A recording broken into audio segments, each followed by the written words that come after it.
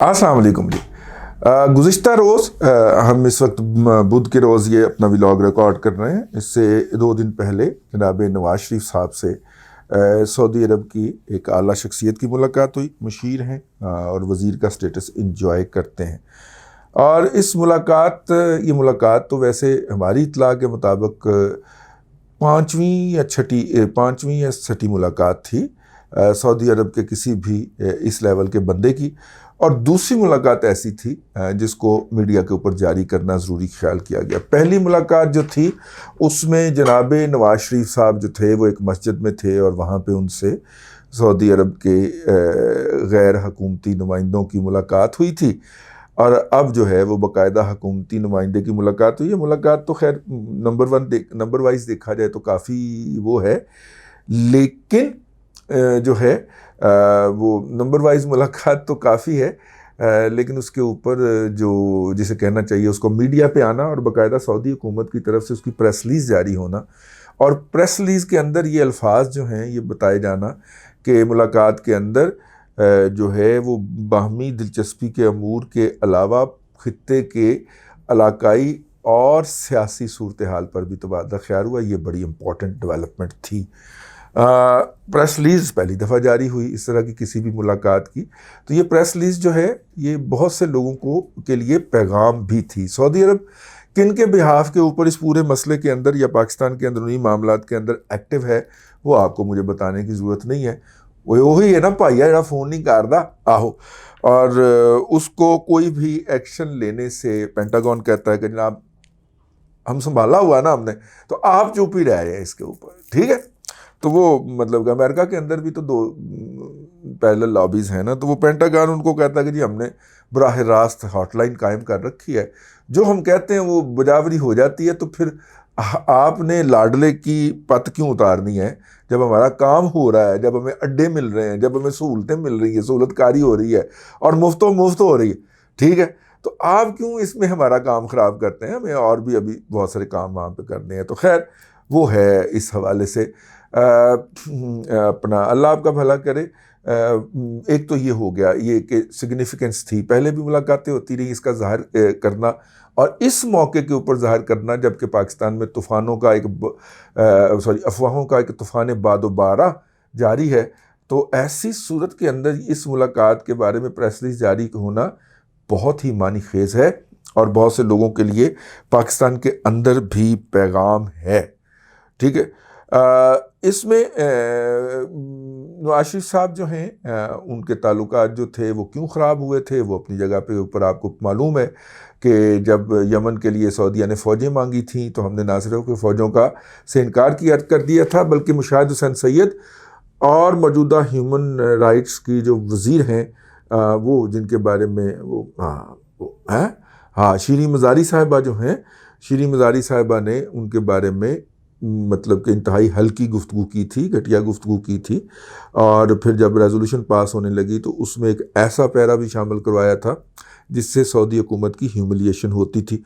और सऊदी हुकूमत की ह्यूमिलिएशन जो है उसका लेवल तो आप अब अंदाज़ा कर लेंगे कि जब वो तशरीफ़ लाएँ उनके नए एम्बेसडर साहब अपने कागजात पेश करने के लिए या मुलाकात के लिए उन्होंने कर्टसी कॉल की जनाब डब्बा पीर शाह महमूद कुरैशी साहब से, तो उन्होंने किस तरह ना अपने जूते टांग पे टांग रख के बैठे और किस तरह जूते की नोक उनके मुंह की तरफ की। सऊदी अरब के अंदर इसके हवाले से बड़ा ही जिसे कहना चाहिए गुस्सा पाया गया और सोशल मीडिया के ऊपर उनके लोगों ने काफ़ी ज़्यादा जो है वो गुफ्तगू की और ज़ाहिर है उसके अंदर इंडियंस भी फिर आ जाते हैं, वो उस आग को पेट्रोल से बुझाते हैं। और लेकिन ये है कि ये शाह महमूद कुरैशी साहब को कर्टसी सीखनी चाहिए। अगर आपको याद हो तो ये जो रजीम है और इसके अंदर ये जो डब्बा पीर को इन्होंने वज़ीर ख़ारजा बनाया है, ये डब्बा पीर ने पहले चीनी जो वज़ीर ख़ारजा जो थे, जो कि सदर के बाद सबसे ज़्यादा ताकतवर शख्सियत समझे जाते हैं, उनका इस्तकबाल करने के लिए जिस तरह एक क्लर्क भेजा था दफ्तर ख़ारजा का जिसने एक हाथ में डायरी दबा रखी थी और ताकि उसे दोनों हाथ ना मिलाने पड़े, तो वो ये पहले इस तरह की हरकतें करवा चुके हैं। फिर ये सऊदी अरब के ख़िलाफ़ बकवास भी कर चुके हैं, मुँहमारी भी कर चुके हैं, जिसके बाद उन्होंने मक्कू ठापा था اس کا کیا ہے کہ یہ تو پھر جا کے اپنی گدی پہ لوگوں پہ کے بال کاٹ کے 10 روپے وصول کرنا شروع کر دے گا. ملک کی خارجہ پالیسی کا رگڑا نکلوا دیا اس نے. بابو وہاں پہ جو ہے بیوروکریٹس جو ہیں, جو فارن آفس کے لوگ ہیں, وہ کہتے ہیں جی ہم تو بریفنگ دے دیتے ہیں, سارا کچھ تیار کر کے بتا دیتے ہیں, لیکن صاحب پھر نہیں سنتے اور اپنی حرکتیں کر جاتے ہیں. شاید حریم شاہ سے جو ان کی دوری ہوئی ہے اس کی وجہ سے وہ ذہنی خلجگن میں مبتلا ہیں, اور اس کی وجہ سے ذہنی انتشار میں مبتلا ہے, اور صدمے سے باہر نہیں نکل پاتے. کیا کہا جا سکتا ہے, وہ تو رونے پٹنے والے ہوئے ہوتے ہیں کہ سر یہ سارا کچھ بتایا تھا, وہ بریف بھی دیا تھا, وہ افسر نے جا کے بریفنگ بھی کی تھی سر کو, لیکن وہ انہوں نے پھر کر دیا جی. اور ڈبہ پیر جو ہے وہ افغانستان کے حوالے سے اس کے اوپر ہم الگ بات کریں گے. وہ جو بارڈر وغیرہ کا ایریا نا, وہ افغانستان کے اندر پاکستان کی ایمبیسی نے باقاعدہ طالبان حکومت سے پوچھ لیا کہ پائنا تھوڑا موڈ کی گئے. ٹھیک ہے, یہ ہوتا ہے سفارتکاری کے ذریعے کہ پائنا ذرا ہمیں بتا دیں کہ آپ کرنا کیا چاہتے, چاہتے کی ہو, آپ چاہتے کیا ہیں, آپ کرنا کیا چاہتے ہیں نا. یہ چوتھے کے دن جو پنگا لیا ہوتا ہے کچھ لوگوں نے جا کے, طالبان گورنمنٹ کا یہ پرماننٹ سٹانس رہا ہے کہ یہ ہمارا سینٹرلائز گورنمنٹ کے نمائندے نہیں ہیں, وہ اس طرح بچ جاتے ہیں. تو آپ کو پتہ ہے ہم تو دور دراز علاقوں پہ قابو نہیں پا سک رہے, تو یہ وہاں کے مقامی جو لوگ ہیں جو اسمگلنگ کے اندر یہ وہ انوالو ہیں, تو یہ وہ ہیں. تو اب باقاعدہ اگر وہ اس بات کو کہہ دیں گے تو پھر ہمیں ایک لیسنس مل جائے گا کہ ایسے لوگوں کی پھر ہم گوشمالی کر سکیں. لیکن وہ ہمارا آج کا موضوع نہیں ہے. نواز شریف صاحب کی اس ملاقات کے اندر کیا کیا کچھ ڈسکس ہوا ہے, اس کے لیے ہم نے گھوڑے دوڑا رکھے ہیں, اور ہمیں جیسے ہی اس کے بارے میں اپڈیٹ ملے گا ہم آپ کی خدمت میں عرض کریں گے. لیکن سعودیز جو ہیں جنہوں نے چلتے جہاز سے اس کو اتارا تھا وہ کوئی خوش نہیں ہیں موجودہ صورتحال کے اندر. یہ ملاقات کیسے ممکن ہوئی؟ وہ ملاقات اس لیے ممکن ہوئی کہ جنید صفدر صاحب کی جو ہے وہ قتل کی رائل فیملی کے اندر شادی ہوئی. جنید صفدر صاحب کی میرا خیال ایک سے زیادہ ساسیں ہیں. ان کی ایک ساس جو ہے وہ سعودی رائل فیملی کا بھی حصہ, ایک ساس جو ہیں وہ سعودی فیملی رائل فیملی کا بھی حصہ ہے, سعودی شاہی فیملی کا. اور یہ ایک نیا جسے کہنا چاہیے تعلق بنے گا یا بنا ہے یا بن چکا ہے, جو کہ نواز شریف صاحب کو پاکستان کی پولیٹکس کے اندر ایک ایڈوانٹیج دے گا. اور کل کو اگر مریم صاحبہ بھی پاکستان کی سیاست میں کسی اعلیٰ عہدے کی امیدوار ہوتی ہیں تو ان کے لیے بھی یہ بڑا جسے کہنا چاہیے لفٹ ہوگا. شاید اس رشتے کے بعد جو پی ٹی آئی کے جو وزراء ہیں ان کے سعودیہ کے بارے میں یا قطر کے بارے میں جو ہیں وہ جو خیالات کے اندر تلخی آئی ہے اور زبان کے اندر جو مرچیں آگ اگلنی شروع ہوئی ہے, شاید اس کی ایک بیک گراؤنڈ یہ بھی ہو, کیونکہ جو ہیں مطلب کہ جنید کی ایک ساس جو ہیں وہاں پہ ایک سے زیادہ ساسیں بھی تو ہوتی ہیں, ان کی ہمشیرہ جو ہیں وہ سعودی رائل فیملی کی بھی بہو ہیں. ہاں, اور وہ جو ان کے ہسبینڈ ہیں وہ وہاں کے ایک وزیر ہیں. کس بات کے بڑے وزیر ہیں بھائی, پورے وزیر ہیں. وہ میں نے نہیں بتانا, پھر آپ نا وہ پہنچ جائیں گے اس بندے تک نا. تو آپ کو صرف یہ بتانا ہے کہ وہاں پہ سن لگ چکی, اور وہ وزیر ہیں کہ جو کہ ایم بی ایس کے ساتھ ہیں, ٹھیک ہے, موجودہ سیٹ اپ کے ساتھ ہیں. تو کوئی نہ کوئی گڈ ول تو یوز ہو ہی جاتی ہے نا یار اس طرح کے رستوں سے. وہاں پہ جو ہے وہ پھر میں نے پاکستان کی مثال نہیں دینی مطلب کہ, لیکن بہرحال وہاں پہ چونکہ وہ کیا کہتے ہیں مطلب کہ بادشاہت ہے تو وہاں پہ ہو جاتی ہے.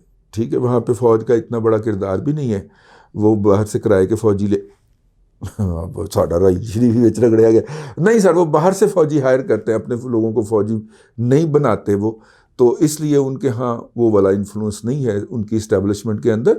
ان کی اسٹیبلشمنٹ وہ رائل فیملی ہی کہلاتی ہے. تو اس کے اندر اگر آپ کی رشتہ داری ایگزسٹ کرتی ہے تو دین آپ وہاں پہ ایک انفلوئنس رکھتے ہیں, انفلوئنس کریٹ کر سکتے ہیں. اور جو ہے اس ملاقات کی خبر کے آنے کے بعد 2 دن بعد پھر محترمہ مریم نواز شریف صاحبہ کی جو ایک نجی گفتگو ہے جناب پرویز رشید کے ساتھ وہ ریویل کی گئی اور وہ جاری کی گئی. میری ذاتی رائے سے اس گفتگو کے اندر کوئی ایسی بات نہیں ہے جس کے اوپر طوفان بدتمیزی کھڑا کیا جائے یا بکواسیات کی جائیں, بلکہ یہ ہونا چاہیے کہ یار یہ واٹس ایپ کے اوپر ہونے والی گفتگو بھی ریکارڈنگ شروع ہو گئی ہے. تو وہ پھر یاد کریں ہمارا وہ والا ولاگ جو ہم نے آپ کو بتایا تھا کہ وہ ایک اسرائیل اپنا انڈیا کے وہ کینیڈا کی کمپنی ہائر کی گئی تھی جس کا کہ وہ چیف پلاننگ اسٹریٹجک پلانر جو ہے وہ ایک انڈین ہے، اور وہ اس کو سارا ڈیٹے تک رسائی دی تھی حکومت پاکستان نے. 2 سال پرانی خبر ہے یہ، اور میں نے اس کے اوپر ایک ولاگ کر رکھا ہے ابھی ریسنٹ دنوں کے اندر، آپ کی یاد دہانی کے لیے دوبارہ کیا ہے. تو پھر یاد کریں اس کو کہ وہ ڈیٹا جو ہے ہمارا اگر یہ ریکارڈ ہو رہا ہے تو یہ ریکارڈنگ بھی کہاں کہاں تک قابل رسائی ہیں، یہ بھی ذہن میں رکھ لیجئے.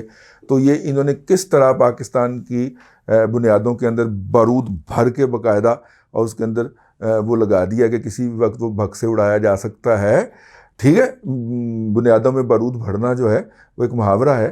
تو ذرا اس کو بھی یاد کر لیجئے کہ ایک تو یہ کہ واٹس ایپ کے اوپر بھی گفتگو جو ہے وہ ریکارڈ ہو سکتی ہے، اور دوسرا یہ کہ وہ قابل رسائی ہے پاکستان کے تمام دشمنوں کے لیے. تو اس کے بعد پھر بندے کو رات کو نیند نہیں آتی. لیکن جیسے ہی یہ آڈیو جاری ہوتی ہے اس سے 24 گھنٹے کے اندر اندر نواز شریف صاحب جو ہیں اپنے ٹویٹر ہینڈل سے ثاقب نثار صاحب کی جو آڈیو ہے وہ جس کے اوپر بہت زیادہ پہلے وہ دوبارہ شیئر کر دیتے ہیں. اب اس کی مجھے بات سمجھ نہیں آئی کہ اس موقع پہ اس کو شیئر کرنا کیوں ضروری تھا. Bad planning, bad strategy.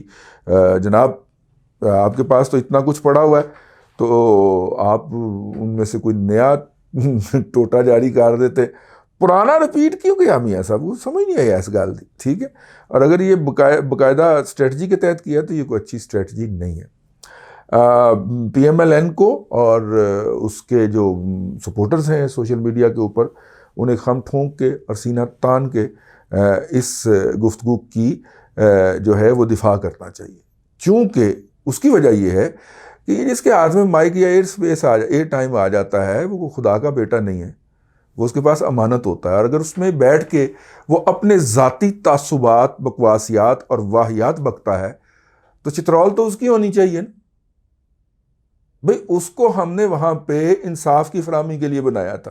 تو اگر وہ بیٹے کا بزنس بڑھانے کے لیے بلڈنگیں گرانا شروع کر دیتا تو وہ پھر منصف تو نہ وہ تواڈا بیٹا ہے کی کہہ گیا ہم اور نو کاٹ دینا سر سمجھنا میں کیا ہی نہیں ہے. یہ مطلب کوئی اور مثال دے دیتے یار، فلو میں نکل گیا سر، فلو میں نکل گیا سر، میری قطن مراد ایسی نہیں تھی. ٹھیک ہے، لیکن میرا مطلب ہے کہ اگر کسی شخص کو ایک امانت ودیعت کی جاتی ہے، اور اینکر کے پاس ایئر ٹائم جو ہوتا ہے امانت ہوتا ہے اینکر پروڈیوسر کے پاس، اور اگر اس پہ بیٹھ کے وہ اپنے ذاتی تعصبات ARY پہ بیٹھ کے تو بھونکنا شروع کر دیتا ہے کہ عمران خان صاحب باہر آئیں، خود آگ لگائیں، خود فرنٹ سے لیڈ کریں.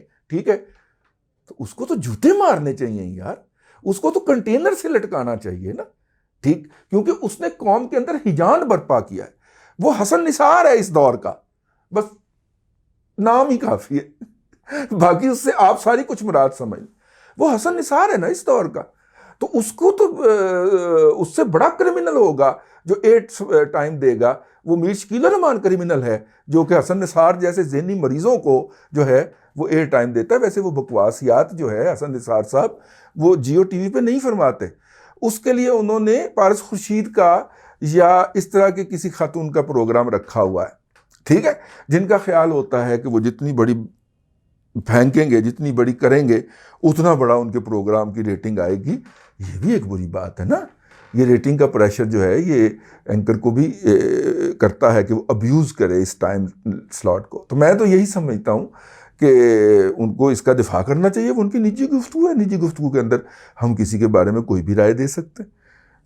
یہی پوائنٹ آف ویو میں نے پچھلے سے گزشتہ سے پیوستہ ولاگ کے اندر بھی عرض کیا تھا. لوگ کہتے ہیں اس کا کنٹینٹ انالیسس، نجی گفتگو کا کنٹینٹ انالیسس کیا ہو سکتا ہے؟ اور وہ یہ کہہ رہے ہیں کہ یار اس ہمارے مخالف ہیں، اور یہ بھی کہہ رہے ہیں کہ ہماری حکومت میں ہماری چترول ہو رہی ہے، کیونکہ ان کی سرپرستی کہیں اور سے ہو رہی ہے. اور جو سرپرست ہیں انہوں نے اب یہ اس کو اس ڈگر کے اوپر ڈالا ہے. ٹھیک ہے، جب ان اینکرز کی اپنی زندگیاں ڈسکس ہوتی ہیں پھر ان کو بہت تکلیف ہوتی ہے. تو بھی آپ جو ہیں سو ہیں نا.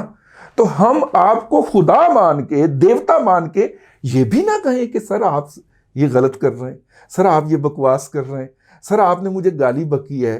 ٹھیک ہے، سر آپ ہمیشہ میرے خلاف طنز کرتے ہیں، سر آپ ہمیشہ پنجاب کے سیاستدانوں کے خلاف نفرت بکتے ہیں. ٹھیک ہے، وہ مظہر عباس صاحب کو یہ بھی نہ کہا جائے یار میرا مطلب ہے یہ تو زیادتی والی بات ہے سر. آپ ہمیشہ ٹونٹ کرتے ہیں سر. ٹھیک ہے, وہ جو صاحب ہیں, وہ جو رائٹر ہیں, بہت بڑے رائٹر ہیں اردو کے, وہ کیا ہے, انور مقصود صاحب. انور مقصود صاحب, آپ ہمیشہ پنجابیوں کا مذاق اڑاتے ہیں یار. آپ ہمیشہ پنجابیوں کے خلاف بغض بکتے ہیں. آپ ہمیشہ پنجابیوں کے خلاف بھونکتے ہیں. آپ کے ڈراموں کے اندر سب سے ہلکا کردار جو ہوتا ہے, جس کے اوپر لوگ ہنستے ہیں, اس سے آپ پنجابی زبان بکواتے ہیں, اس سے آپ پنجابی زبان بلواتے ہیں. اب میرا مطلب ہے انور مقصود کو بندہ یہ بھی نہ کہے. ٹھیک ہے یار, یہ تو بڑی زیادتی والی بات ہے نا یار. آپ مجھے گالی بکیں اور میں آپ کو یہ بھی نہ کہیں کہ یار آپ گالی دے رہے ہیں, یہ بھی گستاخی ہو گئی یار. مطلب کمال ہی ہو گیا یار, کمال ہو گیا یار. مطلب کہ گھٹیا پن کا, ذلالت کا کوئی لیول ہوتا ہے یار. یعنی آپ گالی بکیں اور اسے ڈراماٹائز کر دیں, اسے ویژولائز کر دیں, اور میں کہوں یار یہ آپ نے میرے ساتھ زیادتی کی ہے, اور تو مجرم میں ہو گیا کیونکہ میں نے آپ کی جو بکواس ہے اس کی نشاندہی کی ہے. یہ بڑی زیادتی کی بات ہے, یہ بہت زیادتی کی بات ہے. اس لیے اس کو اسی پہ یہیں پہ رہنے دیں. اور جو ہیں جو لوگ یہ حرکت کرتے ہوئے پائے جا رہے ہیں, نشاندہی تو ان کی ہونی چاہیے اور ہوگی, اس کی جو بھی قیمت ہو. یہ تو پھر اس مٹی کی محبت میں ہم شفتہ سروں نے وہ قرض اتارے ہیں کہ واجب بھی نہیں تھے. اللہ آپ کو آسانیاں عطا کرے اور آسانیاں خلق خدا میں تقسیم کرنے کی توفیق عطا کرے.